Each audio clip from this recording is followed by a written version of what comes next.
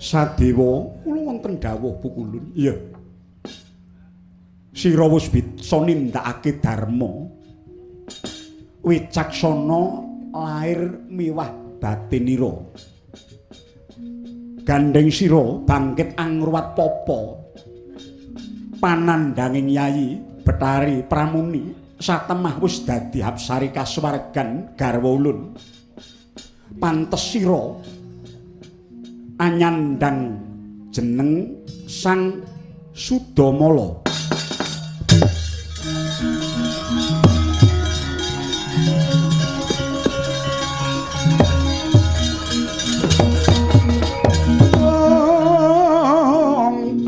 Dewaya nuntuna wong perang kasangsayan yen to kadulu saking pucaking wukir ngaturaken panuwun ingkang tanpa pepindhan Pukulun. Iya. Dewa ulun don rimaya Sudamala. Nuwun inggih Pukulun. Karya Rahayu Basuki Yayu Moyanti ulun kanthi kondur bali makayangan muga kang sedya hayu manggya rahayu.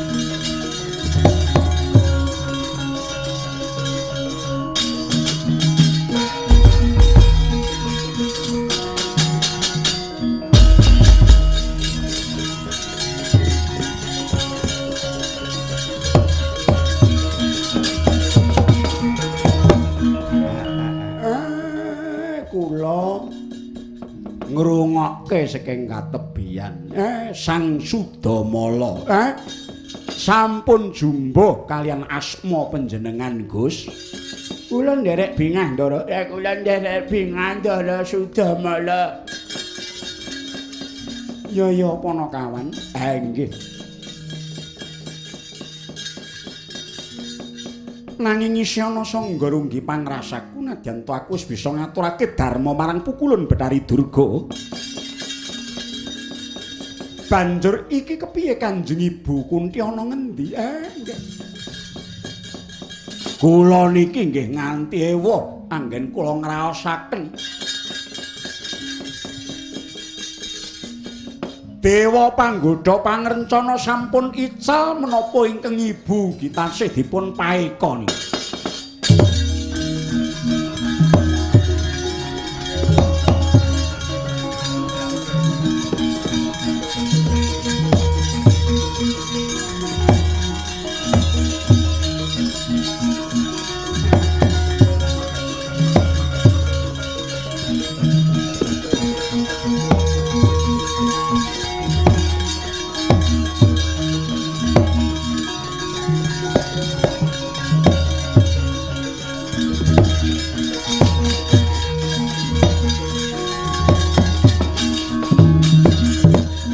Mrih mangsut nari mengkalbu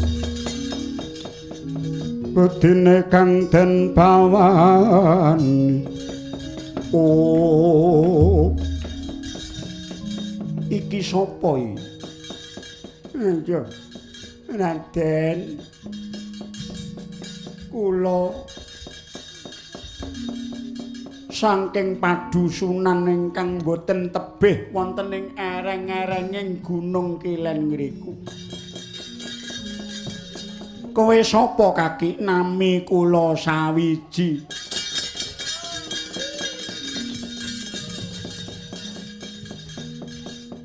Kok ketemu aku ana wigati apa? Kula sampun midhanget kabar sumebar pawarta ingkang rata. Pilih jengandika menika Sang Sudamala ingkang wasis nindakaken pangruwat papa kula nyuwun gungan dhateng paduka. Mbok inggih keparenga mampir wonten perpatan sisih ngrika nika. Kula aturi tetulung dhateng tiyang ingkang kasisahan nggih Raden. Sawiji kula Kyai omahmu ngendi pengging ngriku.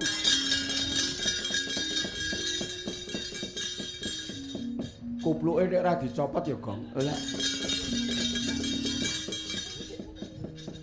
Wong angger pawakane ngono kuwi nek ngegong mesti malah kuat. Anggere mak pencilak ngene. Ora sing nandhang papa sapa. Ayo, monggo. Kula dherekaken mangke panjenengan badhe prisa piyambak, Raden.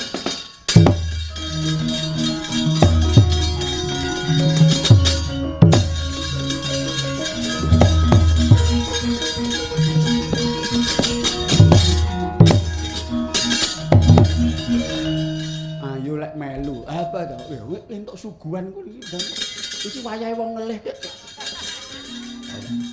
Ya nek disuguh halangku namba wong lara kuwi mesti nek wis maling mesti disuguh nek dapur iku kok kan cakem wae.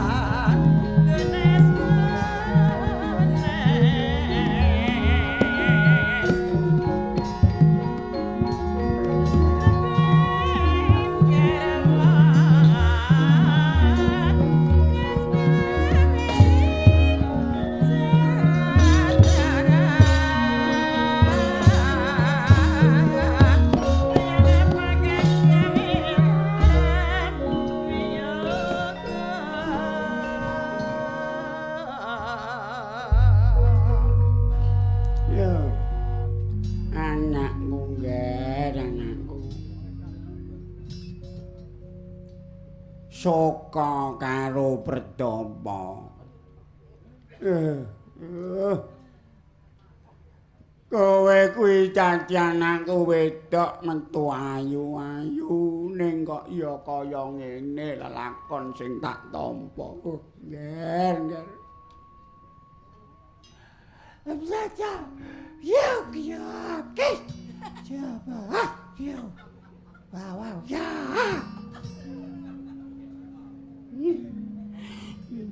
Ngetet kan ini ya cinci.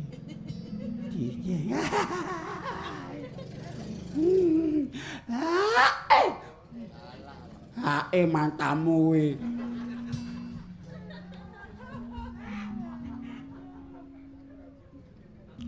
Ana jane jam sakit, arep metu aku ning kono. Jane ning dalan. Ana kok kandha mau. Jane tumban arep dititipke nang gebang. Ora sida. Aku nggak keketan, aku nggak udah sisan loh. Ya. Iki bisa bang. Nyalikani. Doeng jalu. Wong aku mang sah semet. Iya.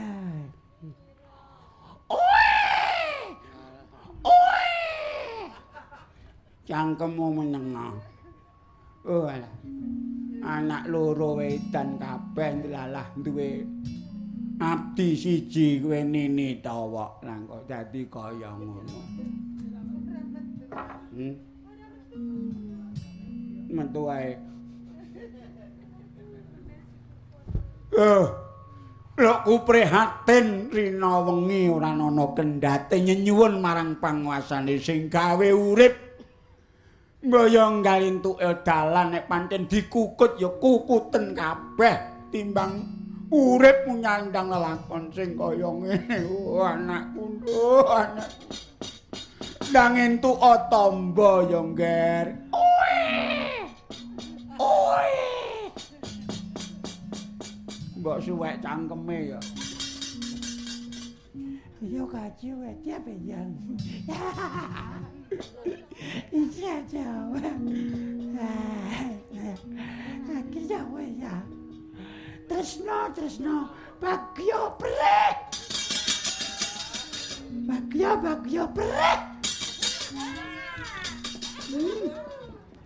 Brek. Iya, brek.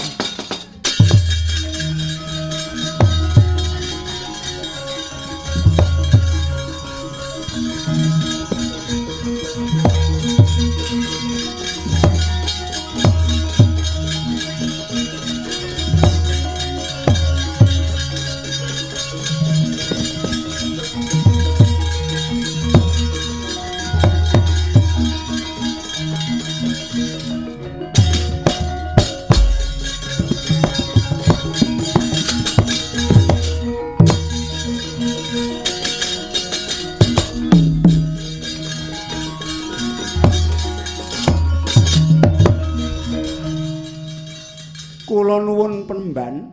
Waduh, iya. Monggo kula aturi pinarak. Oe. Wea. Aya.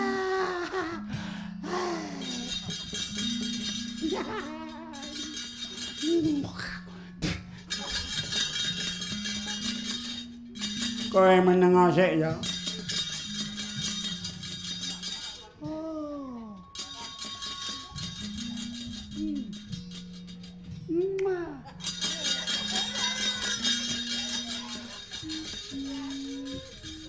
Iki nek nggone wong stres to kok. Dene nek tak sawang kok kene kok wong sak omah kok ya edan kabeh. Kok gek tunggale sing mlotroke kathok ning ngarep pager gebang galak anake Mbah Yasa. Kae iki tutuke. Lah aku pas liwat kok ro gembuleng.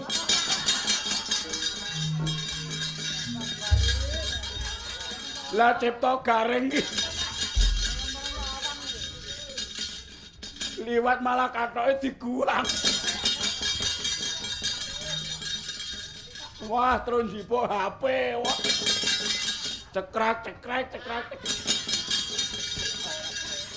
Menengo wong-wong edan kok ya dipoto. Drondos menengo, sampluk raimu. Paduka sapa penemban? Kula Begawan Tambra Petra.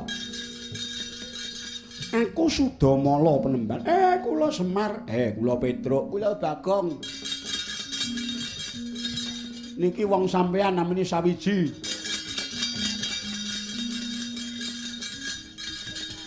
Dados panjenengan dipun derekaken kalian cantrik kula sawiji. Iye penemban. Waduh, Sang Sudamala. Sanget boten nyinten bilih. Kula malah saged pinanggih kalian sing ngandika. Kula nyuwun gungan kaparenga ngruwat Papa sukertanipun yoga kula miwah abdi kula Nini Dawa. Larane apa penemban? Nggih, panjenengan sampun prisa piyambak kados ngaten menika gerahipun. Iki jane nek ngono kuwi aku iso nambani iki kok. Diapunmu kok nambani wong stres malah nemen kok. Kula nyuwun tulung Sang Sudamala Paduka.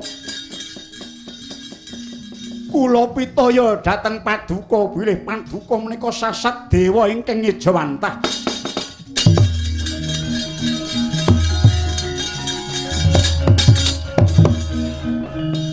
aja banget nggonku ngagungake marang aku ngerti ya. Lumahing bumi kruping langit iki ora ana ingkang pantes disuwuni kejaba amung kang akarya jagat. Nanging aku mung tinitah dadi lelantaran mara gage ajokno anakmu lan adimu Ninitawa. Iye, ayo nduk kene. Oe!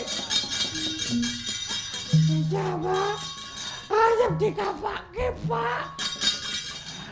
Sapa saiki katoke diucule apa piye? Ya ndang iculana.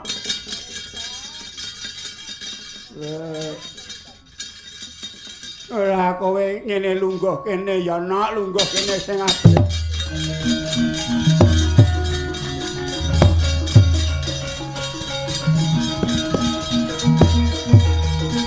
Nah.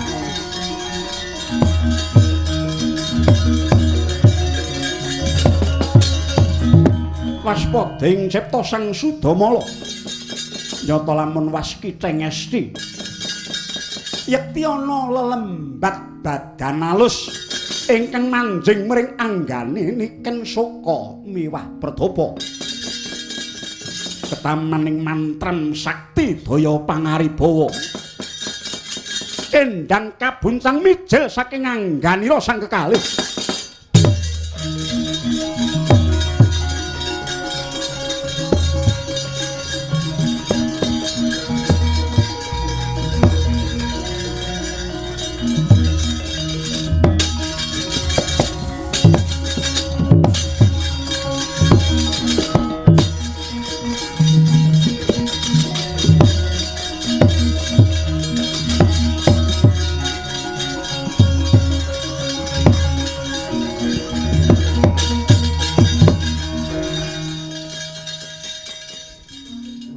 Ketoke ya mari tenan iki kok. Mari krungu none. Mari.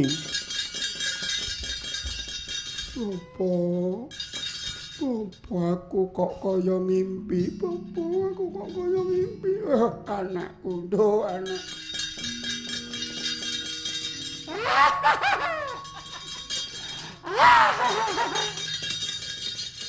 Sing mburi kae rada angel kae kok. Cara-carane kaya wis parah.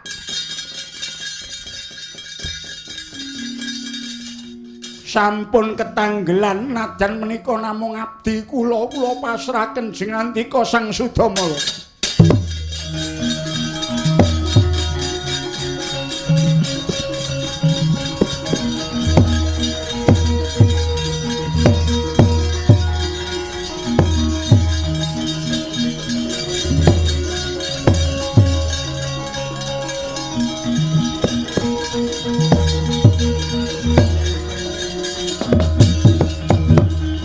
Waspading cipta Sang Sudamala. Ketaman pangaribawa mijil saking awake Sang Ninitawa nenggih buta Jaramaya. Oh.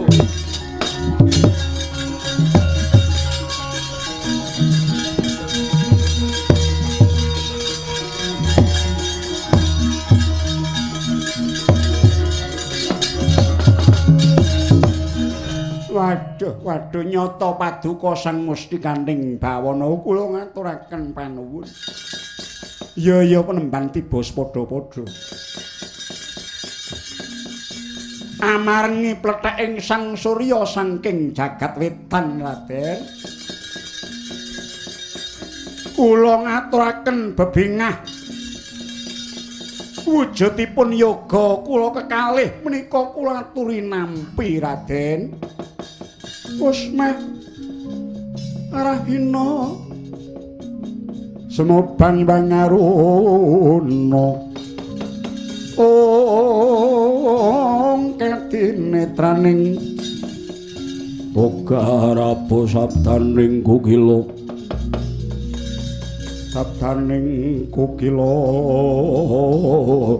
ring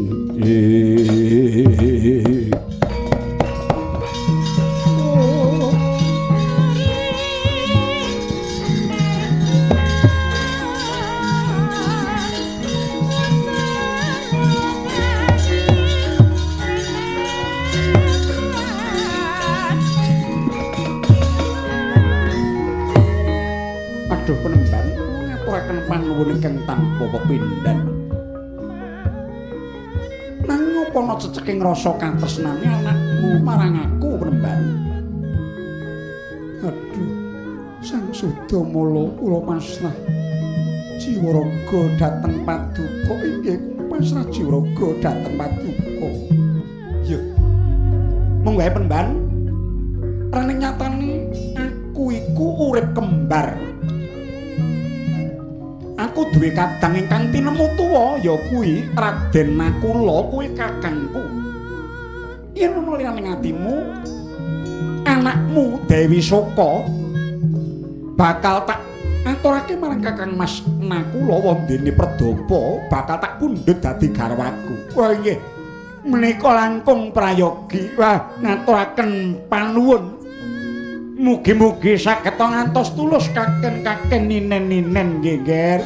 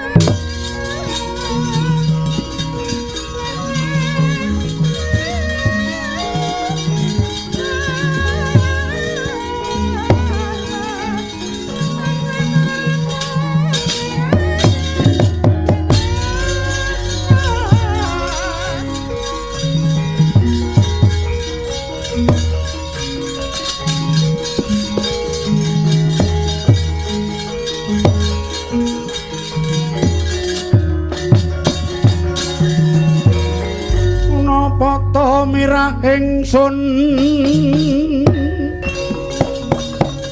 wis padha mejes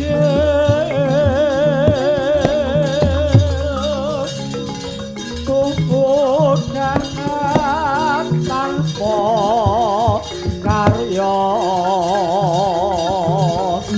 sengkang namakan Gusti.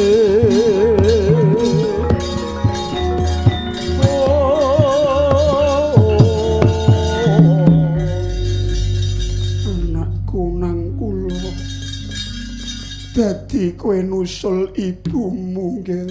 Aduh Kanjeng Ibu.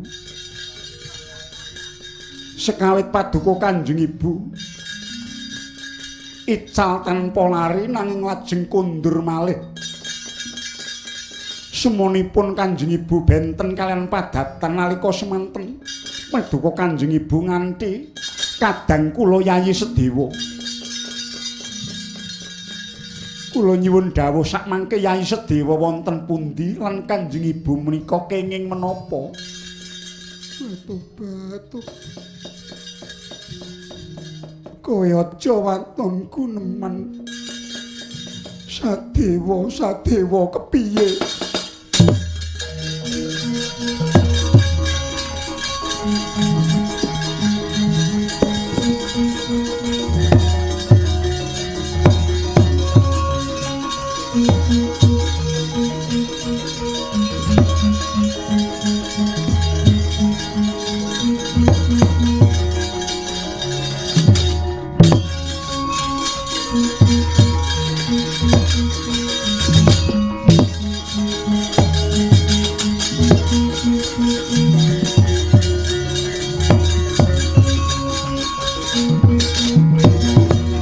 Gegono kaya kilat lakune setan Kalika arsang slup mringangganing Dewi Kunti malih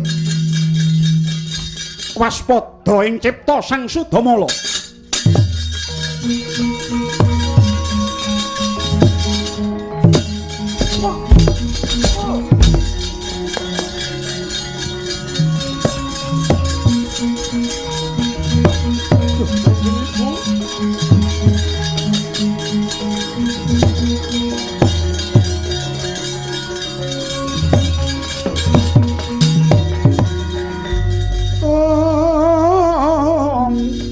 Wanodya Tama ngambar-arum maduning kusuma. Yayi Sedewa ora ngira babar pisan sira Yayi manawasana kene. Aduh, Kakang Mas nggih Kanjeng Ibu monggo kondur kemawon.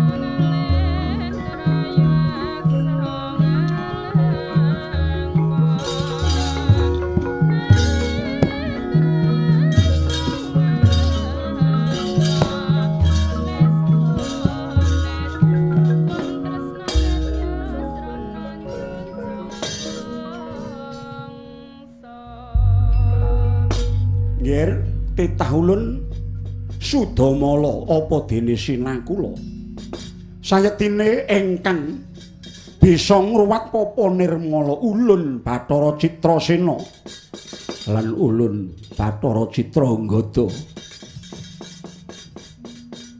ya mung Sang Sudamala ya sira si kembar nggih sekawit nalika semana Ulun nandhang dedosan ingkang gedhe lan kaluputan saka Sang Hyang Jagatnata. Labet nalika Sang Hyang Guru lagi lelumban kelawan Bathari Uma. Ulun dewa loro iki rinasa ngganggu kamardikane Pukulun Bathara Guru kelawan garwane mula. Ulun disotake dadi buta Kalantaka lan Kalanjaya. Lan nyatane merga saka wegik lan nggonira mumpuning reh kawruh pangruwat papa mula ulun banjur bali wujud sekawit gang iku. Ulun nedha nrima marang jeneng para kaki Sang Sudamala lan sira nakula. Wong kembar kemanikan ingkang jagat tanpa timbang kautamanmu ya nggih. Muga besok kowe bocah loro tetepa dadi tetungguling titah.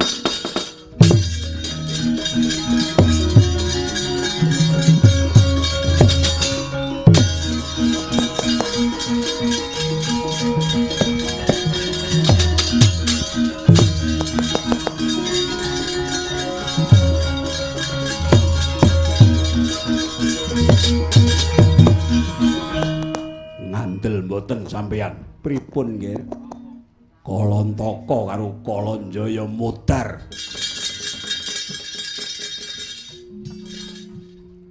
Dijaluk mawon. Wahyu Trimanggala. Sanes nggih. Jare kembar ento Wahyu. Nggih, wasipun dipun kenceng mawon.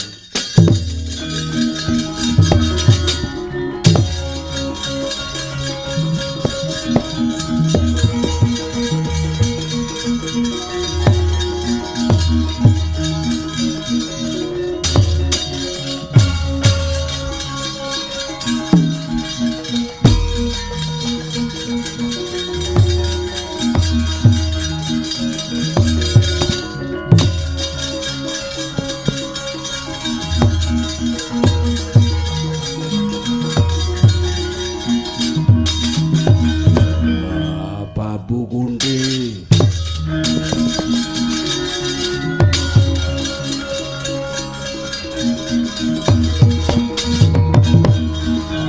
Werkudara. Kowe sing nyambat Kalantaka lan Kalanjaya gelut selak adan ha.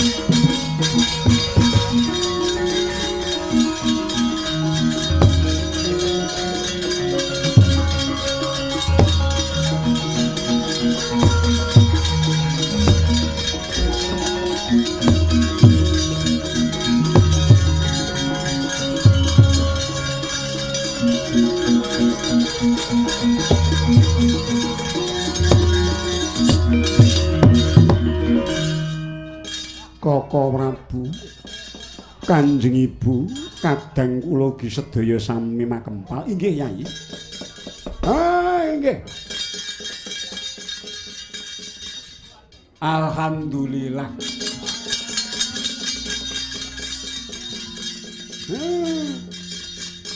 Menika sampun paripurna. Ndara Abimanyu Gathut Antareja lan Antasena sareng Kalantaka Kalanjaya sampun wangsul makayangan dados dewa.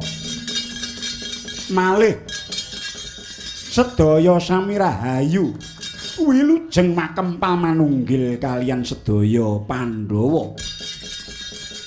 Monggo ngucap suka syukur dhateng Hyang Manon.